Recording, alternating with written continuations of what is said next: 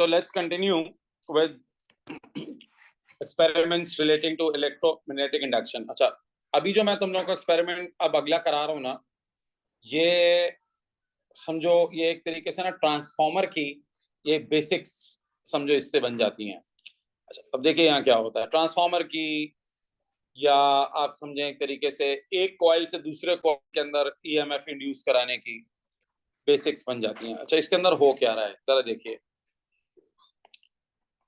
इसका भी एक एक्सपेरिमेंट करते हैं। इसमें मैंने आज क्या किया, मैंने दो सोलेनॉइड लिए हैं। पहले वाले को मैंने एक पावर सप्लाई से कनेक्ट कर दिया, लेकिन ये डीसी पावर सप्लाई है, डीसी। सपोज करो एक कॉइल पी है connected to a DC power supply, और इसके बिल्कुल करीब, अच्छा बहुत करीब, यानी एज इन इनका डिस्टेंस बहुत ज्यादा ना हो, मेक श्योर के स्टेप नियर, इसको मैंने एक सेंटर 0 गैल्वेनोमीटर से लगा के इसको रख दिया, और मैंने इसको कह दिया क्यू। ठीक है, coil Q, get it? Okay, अब जरा समझो इस बात को। सर पहले मुझे बताइए, जब ये स्विच ओपन होगा तो what will happen in coil P and subsequently what will happen in coil Q? अच्छा, अभी ये स्विच बंद है, ये स्विच तुम्हारा बंद है, स्विच एस सपोज करो। अब बंद से मतलब है, एज इन बंद का मतलब है उर्दू वाला बंद मतलब ओपन, ओपन का मतलब है अभी हमने ऑन नहीं किया सर्किट को, स्विच ओपन है।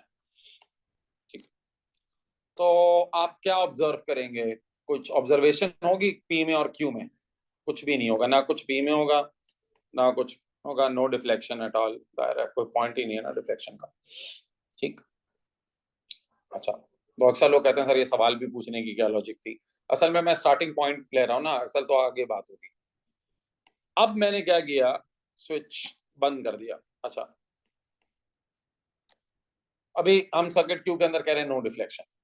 ठीक, सर मैंने स्विच क्लोज कर दिया, अब मुझे बताइए कुछ होगा?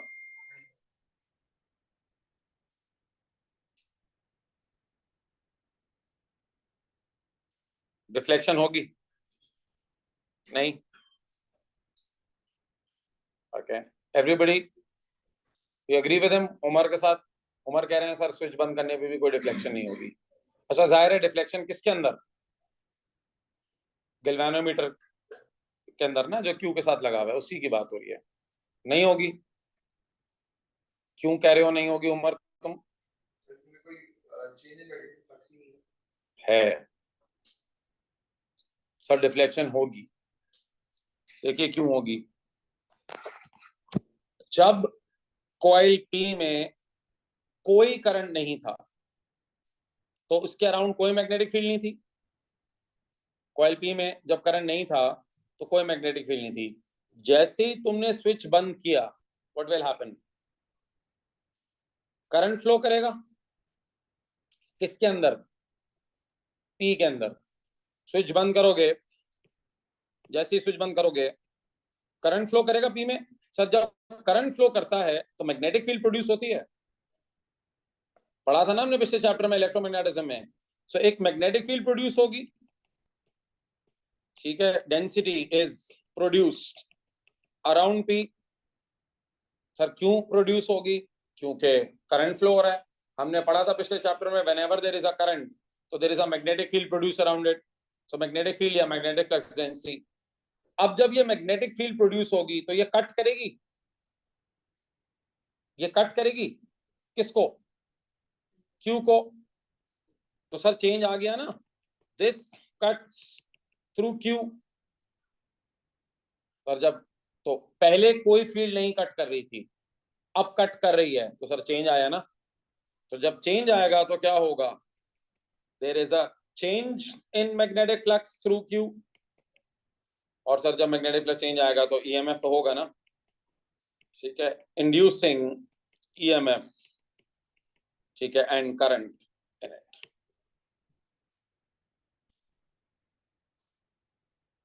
लॉजिक समझ में आई? जब तुमने बंद किया स्विच तो करंट प्रोड्यूस हुआ पी में, करंट की वजह से मैग्नेटिक फील्ड प्रोड्यूस हुई, जिसको मैग्नेटिक फ्लक्स डेंसिटी कहते हैं, वो फ्लक्स डेंसिटी जाके कट की क्यू में से, जब वो क्यू में से कट की तो चेंज आया, जब चेंज आया तो करंट या ईएमएफ इंड्यूस हो गया। ठीक है, अब दो सवाल हैं, एक डायरेक्शन ऑफ करंट क्या होगी क्यू के अंदर, दूसरा कि ये डिफ्लेक्शन कब तक रहेगी। दोनों सवालों का जवाब देना है आपने मुझे, डायरेक्शन क्या होगी डिफ्लेक्शन की, और दूसरा सवाल का जवाब कि ये कितनी देर तक करंट आता रहेगा। पहले सवाल का जवाब दो, इस तरफ डिफ्लेक्ट करेगा।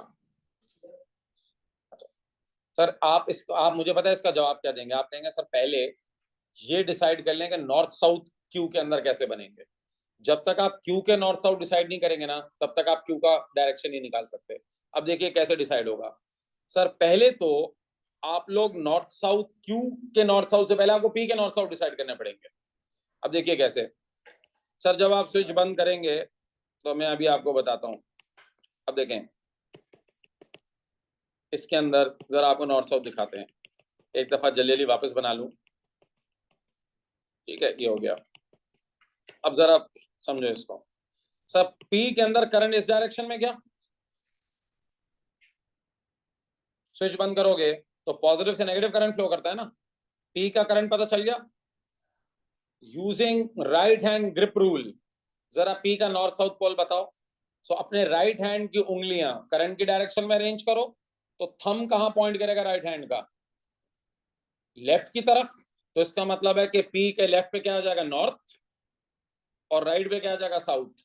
ये कैसे पता लगाया, करंट की डायरेक्शन को देखा, राइट हैंड ग्रिप रूल लगाया, द उंगलियां the curl of the fingers are in the direction of current, the thumb will point toward the north pole. तो तुम्हारी उंगलियां इस तरफ होंगी ना, राइट हैंड की उंगलियां यूं अरेंज करोगे ना अपनी उंगलियों को, तो तुम्हारा थंब इधर पॉइंट करेगा, थंब यहां पॉइंट करेगा। ठीक है, सब करके देख लो, राइट हैंड उंगलियां आप करेंगे और थंब विल पॉइंट। ठीक है, आ गया। सर एक दफा आपको पी के नॉर्थ साउथ पता चल गए तो लेंस, कल लेंजेस लॉ सिखाया था, according to Lenz's law it will always oppose the source. तो क्यों कहेगा कि तुमने साउथ पोल इधर दफा किया, दफा हो जाओ यहां से। उसको दफा करने के लिए वो क्या करेगा, south pole of the develop, it will always oppose the source. ठीक है, तो यहाँ साउथ आ जाएगा, यहाँ नॉर्थ आ गया। जब आपको नॉर्थ साउथ पता चल गए तो अब मैं करंट की डायरेक्शन निकाल सकता हूँ क्यों में। वंस अगेन राइट हैंड का थंब नॉर्थ पोल की तरफ पॉइंट करो, यानी अपना थंब, राइट हैंड का थंब इधर पॉइंट करो, और देखो उंगलियां तुम्हारी किस तरफ हो रही हैं। सर उंगलियां अगर आप देखेंगे तो ये आ जाएंगे ना, the curl of the fingers, ऐसे ही होगा ना करंट, लाइक दिस। ठीक है, सो करंट आ गया, बस करंट के पाथ को फॉलो करते जाओ, तो करंट तुम्हारा इस डायरेक्शन में फ्लो करेगा, जिस डायरेक्शन में करंट होगा नीडल उस तरफ रिफ्लेक्ट करेगी।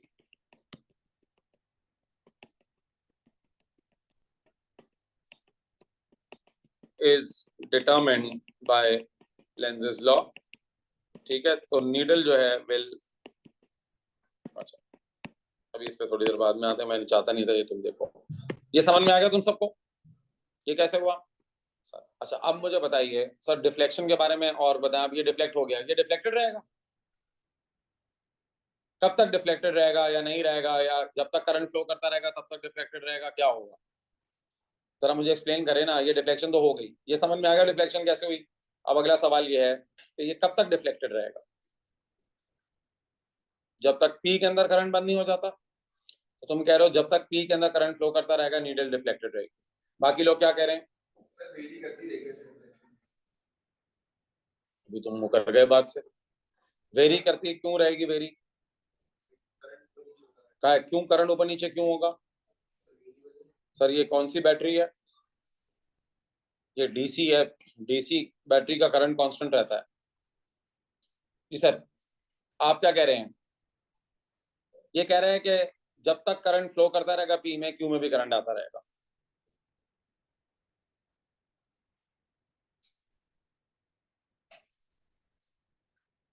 जरा कोई और अपनी माहिराना राय दे दे इनके अलावा। जीरो हो जाएगी, क्यों। यार बिल्कुल सही कह रहे हैं। ये एक मोमेंट के लिए, पता है क्या होता है, तुम स्विच ऑन करोगे ना पी को, तो डिफ्लेक्शन होगी और वापस जीरो पे आ जाएगी, बिल्कुल एक, इसको हम कहते हैं मोमेंटरीली। डिफ्लेक्ट करता है, it deflects for a moment, like literally कुछ हार्डली सेकंड के लिए भी नहीं, the needle will return to zero after a moment. Logic बताओ क्यों? सर अगर ये इतनी आसान जिंदगी होती ना, देखें आप क्या रहे हैं, आप सुने, मैंने कल आपको बताया था अगर आप चाहते हैं कि ईएमएफ इंड्यूस हो तो आपको चेंज लेकर आना पड़ेगा, लेकिन ये थोड़ी है कि एक दफा चेंज लेकर आओगे और सारी जिंदगी करंट मिलेगा। सर आपने चेंज लाए, कैसे आया चेंज? तुमने स्विच ऑन किया, मैग्नेटिक फील्ड प्रोड्यूस हुई, वो मैग्नेटिक फील्ड जो प्रोड्यूस हुई वो किसके थ्रू कट की? क्यू के थ्रू कट की। सर उसके बाद तो चेंज आना बंद हो गया ना, क्योंकि मैग्नेटिक फील्ड जो होती है ना वो कांस्टेंट हो जाती है। किसकी मैग्नेटिक फील्ड कांस्टेंट हो जाती है? पी की। क्यों कांस्टेंट हो जाती है? क्योंकि उसका करंट जो है ना वो कांस्टेंट होता है। डीसी बैटरी है ना, डीसी बैटरी का करंट जो है ना वो चेंज नहीं होता। तो एक जैसे ही स्विच ऑन हुआ तो चेंज आया, लेकिन सर उसके बाद तो चेंज आना बंद हो गया ना। जब चेंज आना बंद हो गया ना तो याद रखो करंट आना भी बंद हो जाएगा।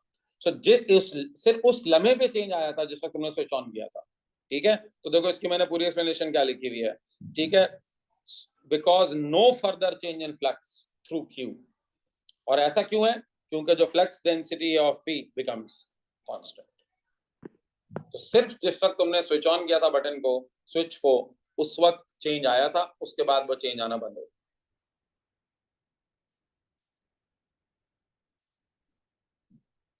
आई बात सामने तुम लोगों को? ठीक है।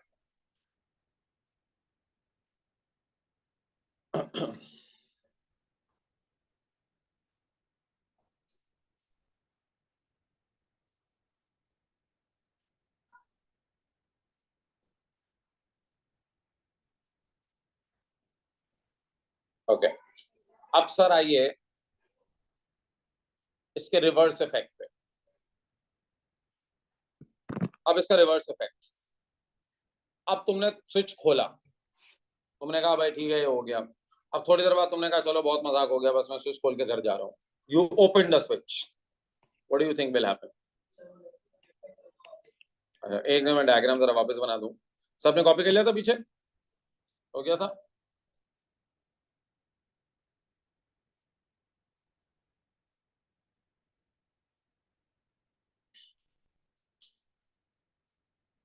जल्दी कर लो यार।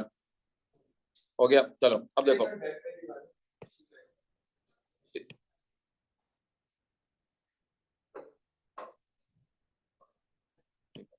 चले, अच्छा सर अब बताइए। सर आपने कहा चलो भाई मैं घर जा रहा हूँ स्विच ओपन करके।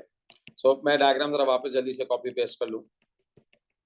ठीक है, रुक जाना आप। अच्छा sir, we open the switch, क्या होगा? स्विच खोलना तुमने, अब डिफ्लेक्शन ऑपोजिट होगी, उसकी डिफ्लेक्शन होगी, डिफ्लेक्शन होगी स्विच ओपन करने पे होगी। सर फिर से चेंज आ रहा है, बिल्कुल सही कह रहा है सर। जब आप स्विच ओपन करेंगे तो एक्चुअली उसका करंट गायब होने लगेगा ना। जब करंट कम होने लगेगा तो इसका मतलब है आपकी मैग्नेटिक फील्ड खत्म होने लगेगी। तो चेंज तो फिर भी आया ना, क्योंकि पहले मैग्नेटिक फील्ड पास हो रही थी, अब आपने स्विच ऑफ किया तो वो मैग्नेटिक फील्ड क्या हो रही है? उसकी मैग्नेटिक फील्ड खत्म हो रही है। सर चेंज तो उसको भी कहते हैं ना, a deflection is observed in opposite direction. ठीक है, ऑपोजिट डायरेक्शन में डिफ्लेक्शन होती है। ठीक है, अच्छा क्यों होती है ऑपोजिट डायरेक्शन में? Towards left for a moment and returns to zero. होगी मोमेंट के लिए, returns to zero. Sir opposite direction में क्यों होगी? क्योंकि आप, लेंजेस लॉ ये कहता है कि जो भी इफेक्ट आप करेंगे ना उसका रिवर्स होगा।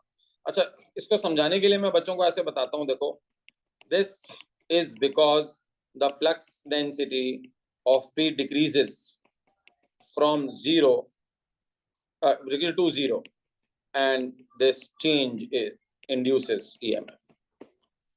ठीक है, सब फिर से आ रहा है ना, यानी उसकी फ्लक्स जो है ना वो फिर से मैक्सिमम से जीरो हो रहा है। सो मैक्सिमम से जीरो भी तो चेंज है ना। अच्छा, ऑपोजिट डायरेक्शन में क्यों आएगा करंट? क्या देखो, उल्टा है ना। मैं इसको समझाने के लिए यूं बताता हूँ, इन क्यू। ठीक है, देखो मैं समझाने के लिए बच्चों को यूं बताता हूँ भाई, पहले इसके नॉर्थ साउथ थे ना, पहले समझ लो इसको। सर इसका जब आप करंट स्विच ऑफ करेंगे तो ये साउथ पोल डिमिनिश होने लगेगा। डिमिनिश का मतलब है जाने लगेगा। मैंने आपको कल बताया था लेंजेस लॉ ये कहता है जो भी काम आप करेंगे ना वो उसको अपोज करेगा। पहले जब साउथ पोल आ रहा था तो वो चाहता नहीं था साउथ पोल आए, वो उसको रिपेल कर रहा था। अब जब साउथ पोल गायब हो रहा है तो वो चाहता है वो गायब भी ना हो, तो वो फौरन यहाँ पर क्या करता है, नॉर्थ पोल डेवलप कर लेता है, कहता है रुक जाओ मत जाओ मेरे भाई, यहीं रुक जाओ साउथ पोल। ठीक है, you are now removing the south pole, it would try to retain the south pole. जो तुम करोगे उसको अपोज करेगा। ठीक है, तो यहाँ नॉर्थ आ जाएगा और यहाँ साउथ। जाहिर है जब यहाँ नॉर्थ आ जाएगा तो फिर करंट उल्टा फ्लो करने लगेगा ना। पहले नॉर्थ कहाँ था, दूसरी तरफ था। इस डायग्राम में देखो ना, इधर इधर नॉर्थ कहाँ था, इधर तुम्हारा जो है ना वो साउथ इधर था, नॉर्थ इधर था, ऐसा ही है ना, नॉर्थ इधर था। तो अब इस केस के अंदर जब यहाँ से साउथ जाने लगेगा तो यहाँ नॉर्थ आ जाएगा और यहाँ क्या आ जाएगा, साउथ। ठीक है, तो इसका मतलब होगा कि नॉर्थ साउथ ऑपोजिट हो गए पहले से, तो करंट भी उल्टा होगा। लेकिन ये करंट भी बस समझो हार्डली एक मोमेंट के लिए आएगा, गायब हो जाएगा। क्यों? क्योंकि फिर से मैग्नेटिक फील्ड का चेंज आना बंद हो गया। ठीक है,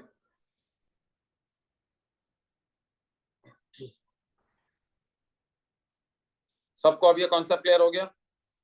पक्की बात है? अच्छा, अब मैं अगली जो चीज पे जा रहा हूँ ना, अब वो बहुत इंपॉर्टेंट चीज की तरफ जा रही है कहानी, क्योंकि अब हम ये सारी चीजें जो है ना इसको जरा एक इंपॉर्टेंट चीज की तरफ लेके जा रहे हैं। अब मैं ग्राफ्स की तरफ जा रहा हूँ जो एग्जामिनर को बहुत पसंद है। ठीक, अच्छा अब आइए, अगर मैं इसकी जगह, चलो अच्छा ये वाली पूरी थ्योरी मैंने कंप्लीट कर ली। अच्छा एक second, the current is opposite. क्यों भाई? Because according to Lenz's law, when we reverse the effect of change, the current or EMF induced will also reverse. ठीक है, आपने जब पहले स्विच ऑन किया था तो जिस डायरेक्शन में करंट आया था, अब जब आप रिवर्स करेंगे चेंज को तो जो करंट होगा वो भी अपने आप को रिवर्स करेगा, यानी अपोज करेगा उसको। बोलो, जाइए।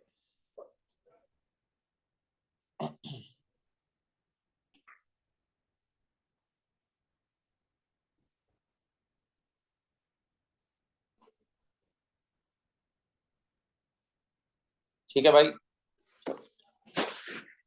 सो जब भी आप याद रखें अपने इफेक्ट को रिवर्स करोगे ना, तो जो इंड्यूस ईएमएफ होगा वो भी अपने इफेक्ट को रिवर्स करे, वो अपना डायरेक्शन को रिवर्स कर देगा। ठीक है, चले। अच्छा अब आइए अगले डिस्कशन पे कि अगर दोनों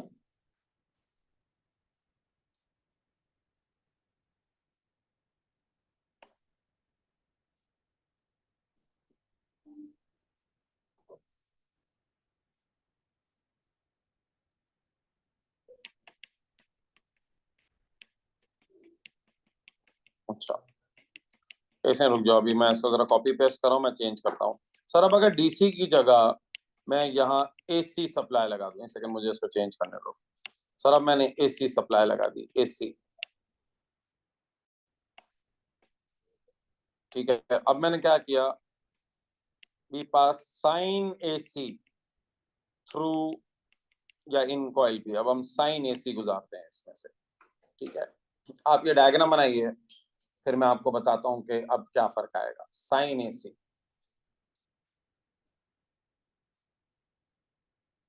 बोलिए।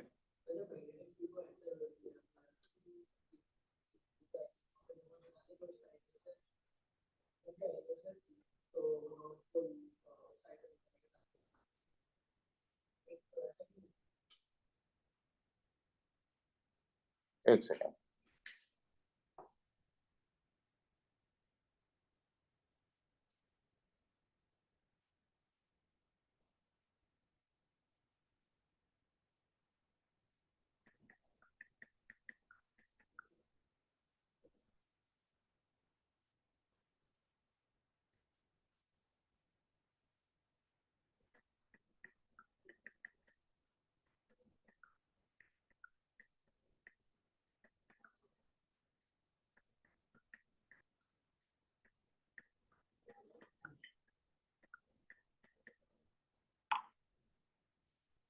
ओके जी बोलिए, क्या पूछ रहे हैं आप?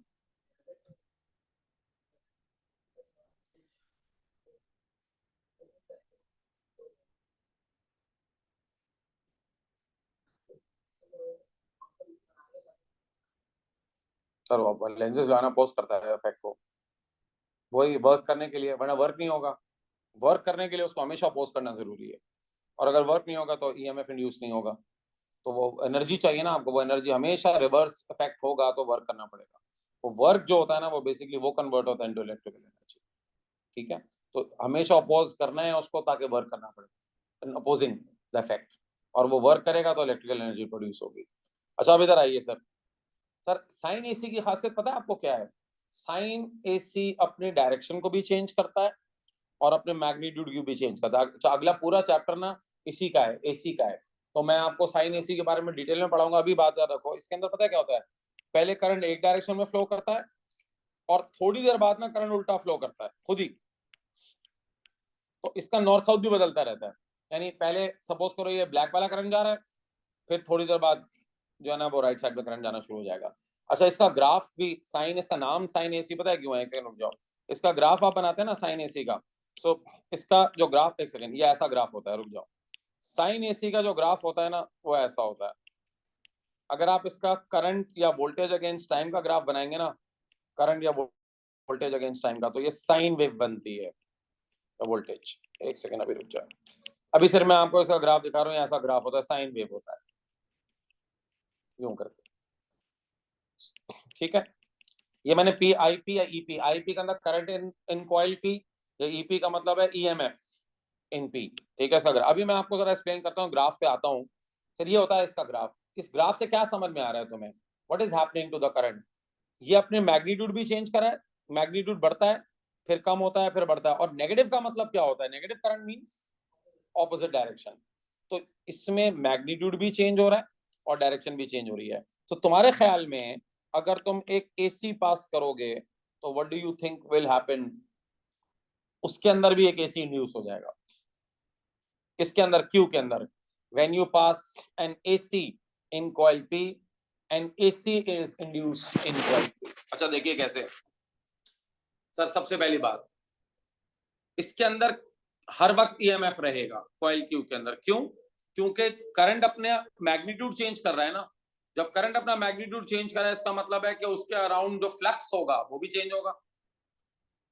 फ्लक्स चेंज होगा ना उसके अराउंड। तो सर क्योंकि चेंज होता रहेगा फ्लक्स, तो उसके अंदर जो कट करेगा वो भी चेंज होगा। ठीक है, फिर से रिपीट कर रहा हूं, देखो मैं तुम्हें जरा समझा देता हूँ, इसको जरा लॉजिकली समझो। एक दफा एक रुक के अभी समझ लो पहले इसको तुम लोग, फिर तुम लोग को मैं कॉपी करने का टाइम देता हूँ। देखिए मेरी बात सुने सर, ये आपके पास कॉइल पी है, ठीक है। अभी फिलहाल आप जरा इसका एक मिनट इसको जरा समझें। ये कॉइल क्यू है, गैल्वेनोमीटर यहाँ लगा हुआ है, कॉइल क्यू। अभी इसका करंट जा रहा है यूं करके। सर जब यहाँ जा रहा है इसका नॉर्थ पोल इधर, इसका साउथ पोल इधर, ये कैसे पता चलेगा? राइट हैंड ग्रिप रूल से। जब इसका साउथ पोल इधर होगा तो उसको रिपेल करने की वजह से इधर क्या आ जाएगा? साउथ। इधर क्या आ जाएगा? नॉर्थ। तो इसका जो करंट फ्लो करेगा वो इस डायरेक्शन में करेगा, यूं। थोड़ी देर बाद वो अपनी पोलैरिटी बदलेगा, पोलैरिटी बदल के वो इधर क्या हो जाएगा? इधर हो जाएगा, इधर हो जाएगा नॉर्थ, इधर हो जाएगा साउथ। जैसे वो अपनी पोलैरिटी बदलेगा ये भी क्या करेगा? ये भी अपनी पोलैरिटी बदल लेगा, इधर नॉर्थ इधर साउथ। तो अब करंट कैसे फ्लो करने लगेगा? उल्टा। तो पहले समझ लो, तो बार बार ये भी अपनी, जैसे जैसे वो अपनी डायरेक्शन बदलेगा ये भी अपनी डायरेक्शन बदलेगा, एक बार। दूसरा सर, इसमें करंट क्यों थ्रू आउट रहेगा? क्योंकि जैसे जैसे करंट चेंज हो रहा है, आपको याद है हमने सोलेनॉइड का फॉर्मूला पढ़ा था, B is equal to mu naught n I, याद है? इसका मतलब है जो मैग्नेटिक फ्लक्स डेंसिटी होती है वो डायरेक्टली प्रोपोर्शनल होती है ना करंट के। तो सर जब P का करंट बढ़ा तो उसकी मैग्नेटिक फ्लक्स डेंसिटी भी बढ़ी, फिर जब करंट कम हुआ तो उसकी मैग्नेटिक फ्लक्स डेंसिटी भी कम हुई। तो constantly changing magnetic flux density है ना, तो जब ये constantly changing magnetic flux density है, ये किसमें से गुजर रही है? सॉलिड वो क्यू में से। तो सर इसका मतलब है क्यू में हर वक्त चेंज आ रहा है ना। ठीक है, क्यों? क्योंकि करंट में चेंज आ रहा है पी के। जब पी के करंट में चेंज आ रहा है तो उसकी मैग्नेटिक फील्ड में चेंज आ रहा है, उसकी मैग्नेटिक फील्ड में चेंज आ रहा है तो क्यू में चेंज आ रहा है। तो इसका मतलब है क्यू के अंदर हर वक्त चेंज आता रहता है, और क्यू के अंदर हर वक्त चेंज आता रहता है तो उस वक्त उसके अंदर हर वक्त क्या इंड्यूस होता है? उसके अंदर एक ईएमएफ इंड्यूस हो जाता है। ठीक है, तो आसान बात यह है बच्चों कि जब भी, यानी इसको मैं जरा बॉटम लाइन क्रिएट कर देता हूं, जब भी आप किसी कॉइल में से साइन AC पास करते हैं ना, तो उसके बराबर में जो कॉइल होता है ना, उसके अंदर भी AC इंड्यूस हो जाता है। ठीक है, तो जब भी आप किसी कॉइल के अंदर, मैं इसको आपको यहाँ लिख देता हूं, तो सिंस इसकी इसकी मैं reasoning, since there is a changing current in P, therefore there is a changing flux through Q, which induces an EMF throughout. That is, an AC is induced in Q. आगे बात समझ में? तो AC पास करके आप क्या objective achieve कर रहे हैं? आप कॉन्स्टेंटली चेंजिंग फील्ड प्रोड्यूस कर रहे हैं। क्योंकि वो फील्ड कॉन्स्टेंटली चेंज हो रही है, तो वो कॉन्स्टेंटली जो है ना, वो Q के अंदर भी चेंज कॉज कर रही है, और कॉन्स्टेंट चेंज किया से उसके अंदर थ्रू आउट करंट आ रहा है। आपको शायद सर अंदाजा नहीं है, ये एक बहुत बड़ी वजह है जिसकी वजह से हम जैसे गरीब मुल्क AC इस्तेमाल करते हैं। आपको पता है यूएस के अंदर कौन सा करंट फ्लो करता है? 120 वोल्ट DC। हम इस्तेमाल करते हैं 240 AC। जितने भी डेवलप कंट्रीज है ना, वो DC पे ऑपरेट करती हैं और उनका वोल्टेज लो होता है। जितने भी गरीब मुल्क हैं, और जो यानी कुछ मुल्क आहिस्ता आहिस्ता आहिस्ता आहिस्ता अपना सिस्टम चेंज कर रहे हैं, जैसे जैसे वो डेवलप हो रहे हैं, तो गरीब मुल्कों के लिए ये बहुत बड़ा एडवांटेज है। ठीक है, कि एक के अंदर AC पास करके दूसरे के अंदर इंड्यूस कराना। सर अब जो मैं आपको सिखा रहा हूँ ना सर, ये है सबसे ज्यादा इम्पोर्टेंट, और जो बच्चों को सबसे ज्यादा मुश्किल लगता है एग्जाम में, वो इसके ग्राफ्स हैं। चलो अब सर जो की है ना, वो ये ग्राफ्स की है। एक्चुअली अगर मैं टोटल ग्राफ्स बनाऊं ना, तो 2 3 4 5 6 होने चाहिए, बट इनमें से ना 4 ग्राफ बहुत मिलते जुलते हैं, तो हम डंडी मार के जरा उनको कंबाइन करके भी बना देते हैं। मैं आपको पहले सिखाता हूं। सर पहले तो मैंने ना डंडी मार के ना जरा कुछ ग्राफ्स को कंबाइन कर दिया है, ताकि मैं अपना टाइम सेव कर सकूं। पहला जो ग्राफ है वो है करंट या वोल्टेज इन कॉइल P। अच्छा भाई, अब बच्चे मुझसे पूछते हैं कि सर क्या करंट और वोल्टेज का ग्राफ एक ही होता? नहीं, एक नहीं होता, लेकिन एक जैसा होता है। शेप उनकी एक जैसी होती है, वैल्यूज अलग हो सकती हैं। क्यों? क्योंकि करंट और वोल्टेज डायरेक्टली प्रोपोर्शनल होती है। ठीक है, सो मैं अपना टाइम सेव कर रहा हूं, मैं वैल्यूज तो नहीं लिख रहा, मैं आपको सिर्फ बता रहा हूं कि दोनों का ग्राफ होगा तो अलग अलग, लेकिन दोनों का शेप एक जैसा होगा। ठीक, अच्छा फिर अगले में मैं ग्राफ स्केच कर रहा हूं magnetic flux density around coil P। ये है BP। BP का मतलब है जो P के अराउंड मैग्नेटिक फ्लक्स डेंसिटी है, उसका ग्राफ अगेंस्ट टाइम। फिर तीसरा मैं जो ग्राफ स्केच कर रहा हूं, वो flux cutting through Q against time. जी, EP मतलब EMF इन कॉइल P। ठीक है, EMF इन कॉइल P। और अगला है फ्लक्स कटिंग थ्रू Q, और फिर एक अगला ग्राफ बनाऊंगा EMF इंड्यूस्ड इन Q। पहले ये जरा 3 बना दूं, ये 3 ग्राफ पहले बना दूं, फिर उसके बाद अगले पे जाता हूं। अच्छा आप लोग ना चौथा भी इसके साथ ही बना लीजिएगा, रुक जाए पहले मुझे समझाने दें। सर क्योंकि ये साइन AC है, तो साइन का ग्राफ तो ऐसा होता है, इसका करंट का ग्राफ भी ऐसा ही होगा, इसका वोल्टेज का ग्राफ भी ऐसा ही होगा। ठीक है, साइन AC का हमेशा साइन का ग्राफ होता है, करंट का भी वोल्टेज का भी। अगर एग्जामिनर तुम्हें अलग अलग बनाने के लिए कहे तो अलग अलग बना देना, लेकिन दोनों की शक्ल एक जैसी होगी, वैल्यूज अलग होंगी, बट करंट और वोल्टेज इन कॉइल P का ग्राफ एक जैसा होगा। तो मैंने टाइम बचाने के लिए दोनों को एक साथ बना दिया। समझ में आया? सर अब मैग्नेटिक फ्लक्स डेंसिटी, अभी मैंने फॉर्मूला लिखा मैग्नेटिक फ्लक्स डेंसिटी का, याद दिलाया तुम लोगों को, μ0 NI। तो इसका मतलब है B और I डायरेक्टली प्रोपोर्शनल है ना। सर जैसे करंट चेंज करेगा वैसे फ्लक्स डेंसिटी भी चेंज करेगी, तो फ्लक्स डेंसिटी के ग्राफ की शक्ल भी बिल्कुल वैसी ही होती है जैसे करंट की होती है। क्यों भाई? क्योंकि दोनों डायरेक्टली प्रोपोर्शनल हैं। डायरेक्टली प्रोपोर्शनल है, ये कैसे पता? फॉर्मूले से पता लगा लिया हमने कि क्योंकि जाहिर है आपका B और I जो है वो डायरेक्टली प्रोपोर्शनल होते हैं, हमने उसमें भी पढ़ा था मैग्नेटिक फील्ड में भी, याद आ रहा है? अच्छा, इस चैप्टर का पहला फॉर्मूला तुम्हें जो मैंने कल स्टार्ट किया था, तो पहला तुम्हें आया था फ्लक्स। फ्लक्स का फॉर्मूला क्या लगता है? B है। अच्छा मैं जरा ये लाइनें बना दूं। फ्लक्स क्या होता है? इज इक्वल टू B है। सर एरिया तो चेंज नहीं हो रहा ना, तो इसका मतलब है फ्लक्स किससे डायरेक्टली प्रोपोर्शनल हुआ? B से। तो फ्लक्स का ग्राफ भी ऐसा ही होगा।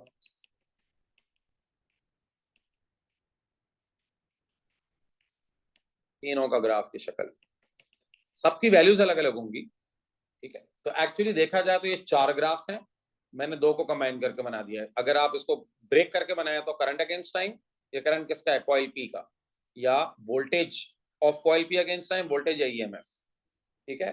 फिर flux around coil P against time, flux नहीं सॉरी फ्लक्स डेंसिटी, ठीक है, बी फ्लक्स डेंसिटी होती है of coil P against time. और फिर अगला चौथा वाला ग्राफ है flux cutting through Q against time. ये चारों की शक्ल एक जैसी है क्योंकि चारों प्रोपोर्शनल है, ठीक है। वोल्टेज और करंट प्रोपोर्शनल है, फ्लक्स डेंसिटी और करंट प्रोपोर्शनल है, और फ्लक्स और फ्लक्स डेंसिटी प्रोपोर्शनल है, इसलिए चारों की शक्ल एक जैसी है। अब असल ग्राफ जो कि मुश्किल है, ये तो सारे एक जैसे हैं, ठीक है। अब जो मुश्किल है वो क्या है, इंड्यूस्ड ईएमएफ, ठीक है, ये हो गया ना। अच्छा, ये फ्लक्स कटिंग थ्रू क्यू है, ठीक है, ये मैंने लिख दिया। अच्छा, पहले मैं बना दूं फिर आपको कॉपी करने का टाइम दे दूंगा। सर अब असल जो ग्राफ है ना वो ये है, ये मैंने जरा कॉपी पेस्ट कर लिया यहाँ से, ये मैंने जरा वापस बना लिया इस पेज पे ताकि आप लोगों को जरा समझा दूं। अब मुझे बनाना है,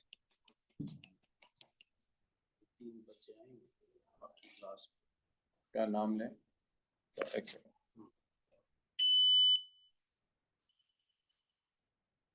नहीं मेरी क्लास में है ही नहीं, ठीक है। अच्छा सर ये हो गया ना फ्लक्स। अब आओ जो असल ग्राफ है, जो पूरी मेहनत जिसके लिए की थी, वो करंट इंड्यूस्ड या ईएमएफ इंड्यूस्ड इन क्यू, इसका ग्राफ कैसा होगा। कल मैंने तुम लोगों को एक फॉर्मूला लिखवाया था इंड्यूस ईएमएफ का, तो मैंने आपको कहा था लेंजेस लॉ और फैराडेज लॉ को कंबाइन करके एक फॉर्मूला लिखवाया था। वो फॉर्मूला क्या था, rate of change of flux लेकिन multiplied with a negative sign, याद आ रहा है। हाँ सर, अब देखो उसको कैसे अप्लाई करना है।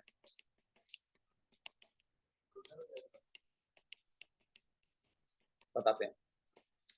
इंड्यूस ईएमएफ का कल फॉर्मूला लगा था minus rate of change of magnetic flux, ठीक है। सर मैथ्स वालों के लिए तो ये बहुत आसान है, अगर आप मैथ्स नहीं पढ़ते, आप बायो वाले हैं, आपको लिए भी ये कोई मुश्किल नहीं है। देखिए D by d t of flux, इसका क्या मतलब है, D by d t of flux, rate of change, ठीक है। इसका मतलब है ऊपर वाला जो ग्राफ है जो टॉप पे बना हुआ है वो फ्लक्स अगेंस्ट टाइम का है ना, उसका फर्स्ट डेरिवेटिव इंड्यूस ईएमएफ का होगा लेकिन नेगेटिव साइन के साथ। अच्छा अब ये वाला जो ग्राफ है, अभी ये मैथ्स वालों से बात कर रहा हूं, जो मैथ्स नहीं समझता उसको मैं फिजिक्स की लैंग्वेज में भी समझा दूंगा। ये वाला जो ग्राफ है ये साइन का है, साइन का जो डेरिवेटिव होता है वो क्या होता है, कॉस, लेकिन ये माइनस कॉस का ग्राफ होगा। माइनस कॉस क्योंकि माइनस साइन लगा हुआ है ना उसके आगे, तो आप माइनस कॉस का ग्राफ बना देंगे तो बस वो आपका इंड्यूस ईएमएफ का बन जाएगा, ठीक है, क्योंकि साइन का ग्राफ है, साइन का फर्स्ट डेरिवेटिव होता है कॉस। अच्छा भाई जो बिल्कुल पेंडुआ कह रहा है सर ये मैथ्स वैथ्स मेरे पल्ले नहीं पड़ती, क्या बोल रहे हैं आप, ये डेरिवेटिव, उनके लिए आसान कर देता हूं सर। उनके लिए जो ग्रेडियंट है इस ग्राफ का, ऊपर फ्लक्स का जो ग्रेडियंट है multiplied with a negative sign, ठीक है, वो आपका इंड्यूस ईएमएफ का ग्राफ दे देगा। चलो जरा देखते हैं सर, बिल्कुल टाइम जीरो पे देखो, ये मैं उनको बात कर रहा हूं जिनको ये डेरिवेटिव नहीं समझ में आते, उनके लिए बात कर रहा हूं। सर इस पॉइंट पे ग्रेडियंट क्या है, सर ग्रेडियंट क्या है इस पॉइंट पे, मैक्सिमम है और पॉजिटिव है, ग्रेडियंट होता है स्लोप। तो अगर ग्रेडियंट मैक्सिमम है तो इंड्यूस ईएमएफ भी क्या होगा, मैक्सिमम होगा, लेकिन नेगेटिव में। तो क्यों, क्योंकि यहां पर ग्रेडियंट पॉजिटिव है और मैक्सिमम है, तो इंड्यूस ईएमएफ क्या होगा, नेगेटिव मैक्स, ठीक है। इस पॉइंट पे ग्रेडियंट क्या है, जीरो, तो इंड्यूस ईएमएफ भी क्या होगा, जीरो, ठीक है। अच्छा एक सेकेंड, इस पॉइंट पे बताना जरा ग्रेडियंट क्या होगा मुझे जरा, ये यहां पर। अच्छा पहले मैं बना दूं ना, तो स्टार्टिंग पॉइंट जहां पे ग्रेडियंट बिल्कुल स्टार्टिंग पे टाइम जीरो पे ग्रेडियंट मैक्सिमम था, और पॉजिटिव था, तो इंड्यूस्ड ईएमएफ भी मैक्सिमम होगा लेकिन नेगेटिव। जहां पर उसका ग्रेडियंट 0 है, अच्छा, जहां पर इसका ग्रेडियंट 0 है तो इंड्यूस्ड ईएमएफ भी क्या होगा? 0। इंड्यूस्ड ईएमएफ भी 0 होगा। अब इस पॉइंट पर आ जाओ, इस पॉइंट पे यहां पर क्या है? इसका ग्रेडियंट मैक्सिमम है लेकिन नेगेटिव, तो इंड्यूस्ड ईएमएफ क्या होगा? मैक्सिमम। बस इस ट्रेंड को फॉलो करते जाओगे तो तुम्हारे पास ग्राफ बन जाएगा। वालों के लिए तो मैंने आपसे कहा उनके लिए तो आसान है, साइन का डेरिवेटिव होता है कॉस, और अब माइनस साइन उसके साथ लगा हुआ है तो माइनस कॉस। तो सर इंड्यूस्ड ईएमएफ का जब ग्राफ आएगा तो आप लोगों को इस तरीके से ग्राफ बनाना पड़ेगा। इसका आया समझ में? क्योंकि अभी एक एक्सरसाइज मैं आपसे करवाऊंगा अभी क्लास में, ये आप बना लें, फिर आपको अभी पास पेपर के सवाल आपको दूंगा, आप मुझे उसका ग्राफ बना के दीजिए। समझ में आ गया? पक्का? तो 4 ग्राफ्स एक्चुअली एक जैसे होते हैं, जो करंट फ्लो करता है या ईएमएफ होता है या जो फ्लक्स होता है या फ्लक्स डेंसिटी होते हैं, इनके ग्राफ तो एक जैसे होते हैं, लेकिन इंड्यूस्ड ईएमएफ का ग्राफ जो है ना वो डिफरेंट होता है। ठीक है, क्लियर है? अपने नोट्स के अंदर अब जरा मुझे ये बना के दिखाओ, मैं तुम्हें क्वेश्चन की फॉर्म में दे रहा हूँ। ग्राफ कॉपी करने का टाइम अभी चाहिए? अच्छा, करो अभी एक काम करो, अभी तस्वीर ले लो उसकी। है क्या कह रही हो? फाइल में भेज दूंगा। हमाद और शहीद को दोनों को बोलो चुप करें। चलो सर ये सवाल का, अच्छा एक कॉइल ये है, करंट इन कॉइल ये दिया, ये पास पेपर का सवाल कोट कर रहा हूं मैं आपको। ठीक है, ये आपको एक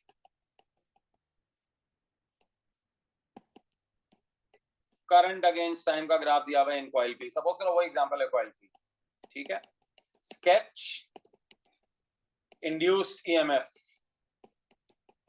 with time graph in Q. आपको पी का करंट दिया हुआ है, ये वही कॉइल है जो पीछे बनाए थे, बस मैंने करंट सोर्स चेंज कर दी, तो करंट इस तरीके से वेरी कर रहा है। सब लोग मुझे बना के दिखाओ इंड्यूस्ड ईएमएफ का ग्राफ कैसा होगा, कॉइल इंड्यूस्ड ईएमएफ का।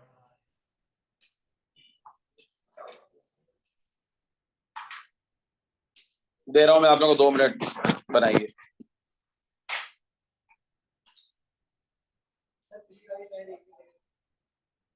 सर इस मैं आसान बात बता रहा हूँ, जो ग्रेडियंट होता है मल्टीप्लाइड विद नेगेटिव साइन, वो आपको इंड्यूस्ड ईएमएफ बता देगा।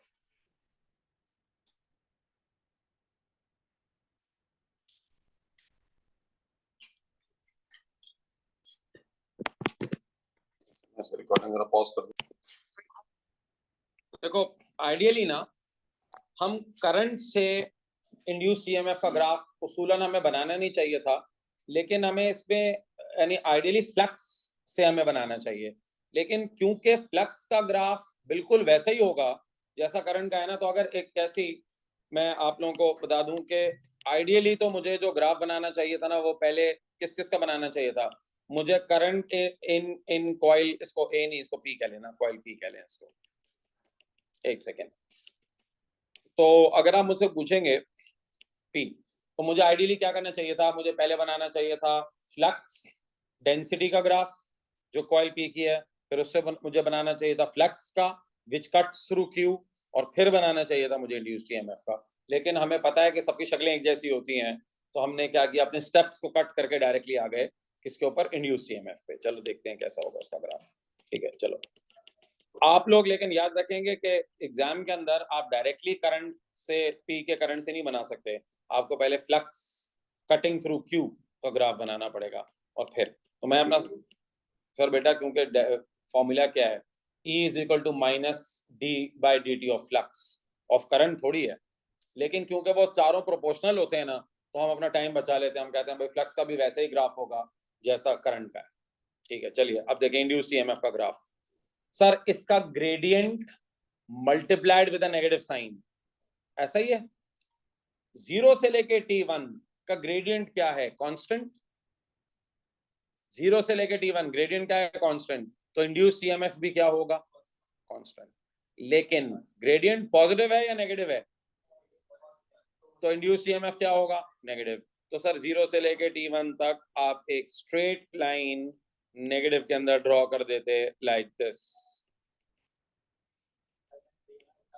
अच्छा बेटा, उल्टा नंबर भी उल्टे ही आते हैं। आपने नेगेटिव में 0 से लेके T1 तक नेगेटिव में एक स्ट्रेट लाइन बना दी। क्यों स्ट्रेट लाइन? क्यों? क्योंकि ईएमएफ कांस्टेंट है। आप कहेंगे सर कांस्टेंट क्यों है? क्योंकि ग्रेडियंट कांस्टेंट है 0 से लेके T1 तक का। नेगेटिव में क्यों बनाई लाइन? बताओ, नेगेटिव में क्यों बनाई? क्योंकि जो भी ग्रेडियंट होगा उसका नेगेटिव होगा, क्योंकि उसका ग्रेडियंट पॉजिटिव है तो इंड्यूस्ड ईएमएफ नेगेटिव होगा। ठीक सर, अब थोड़ा सा अकल लगा लेते तुम लोग लड़के। T1 से लेके T2 तक, तो सर जब ग्रेडियंट ही 0 है तो फिर इंड्यूस्ड ईएमएफ भी 0 ही होना है ना। अच्छा सर, अब T2 से लेके T3 तक उसका ग्रेडियंट कांस्टेंट है। T2 से लेके T3 तक ग्रेडियंट कांस्टेंट है लेकिन नेगेटिव ग्रेडियंट है, तो इंड्यूस्ड ईएमएफ भी कांस्टेंट होगा लेकिन पॉजिटिव होगा। ऐसा ही है।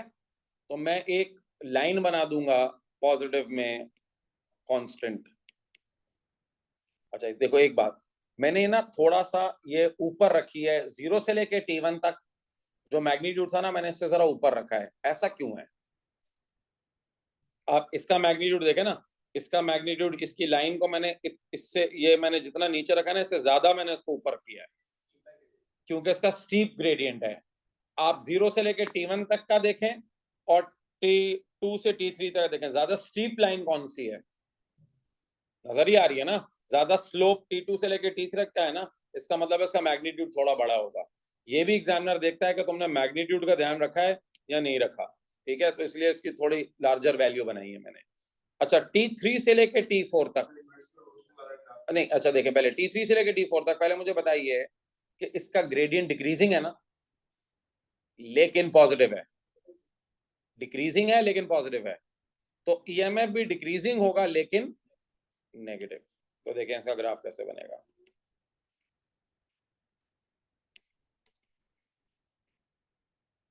नेगेटिव, ठीक है, नेगेटिव डिक्रीजिंग। देखिए एक ये वाला पार्ट ना लोगों को थोड़ा कंफ्यूज करता है। सर यहाँ इसको जरा समझिए, यहाँ पर जो ग्रेडियंट है वो मैक्सिमम है और पॉजिटिव है, तो जो इंड्यूस्ड ईएमएफ होगा वो मैक्सिमम होगा और नेगेटिव होगा। यहाँ जो ग्रेडियंट है वो 0 है, तो इंड्यूस्ड ईएमएफ भी 0 होगा। ठीक है, अक्सर लोग कहते हैं नहीं सर ये वाला आप इसको कैसे पॉजिटिव ग्रेडियंट कर रहे हैं? भाई ये पॉजिटिव ग्रेडियंट ही है, ग्रेडियंट की बात कर रहा हूँ, वैल्यू की बात नहीं कर रहा। वैल्यू नेगेटिव है लेकिन ग्रेडियंट पॉजिटिव है इसका। ठीक है, सो यहाँ पर उसका जो मैक्सिमम ग्रेडियंट है और पॉजिटिव है, तो इंड्यूस्ड ईएमएफ मैक्सिमम नेगेटिव होगा। आया समझ में तुम लोगों को ये? ठीक है, चलो बस ठीक है, आज का काम यहाँ पे रखो, फिर कल इंशाल्लाह इसके कुछ, अच्छा कल में ना इसके आप लोगों को मैग्नेटिक फील्ड की बुकलेट दी है मैंने?